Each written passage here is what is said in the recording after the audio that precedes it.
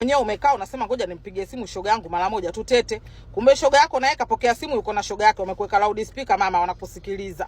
Bibi wewe tena unajimaliza mama unaanza kuteta. Sijui nyoko kazaa nyokwe, nyokwe kazaa mshenzi, mshenzi kazaa fala, fala kazaa chizi mama. Una kazi ya kujimaliza umeteta yote unaanza kujiteta mwenyewe. Mimi nina kiharufu fulani, nina kishombo cha samaki, mimi sidumu na wanaume, mimi siongwi, mwenye nyumba sijui ananitaka, ndugu yangu fulani yuko hivi, unaanza kuteta ndugu zako. Mara bwanangu anakipelesha matako, bwanangu sio na kitu gani gani. Mwenzako shoga yako huko anakaza kumwambia shoga yake nyamaza msikilize. Bibi wewe tena una kazi ya kuongea mama unalostoka mama unaongea kama kitu gani? Mashoga ya mjini wewe mwenyewe unajijua shoga yako mmoja, shoga yako ana mashoga 200 kidogo.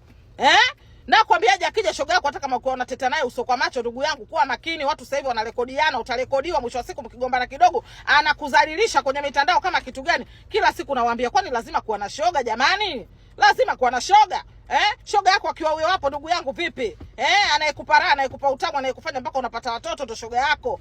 Mashoga kimjini jamani, kuweni makini jamani, mambo ya kimjini, mashoga kimjini hawajitambui, hawaeleweki ndugu zangu, ni mtaisha kudhalilishwa kwenye mitandao. Kala gabaoni, shoga tafuta hela.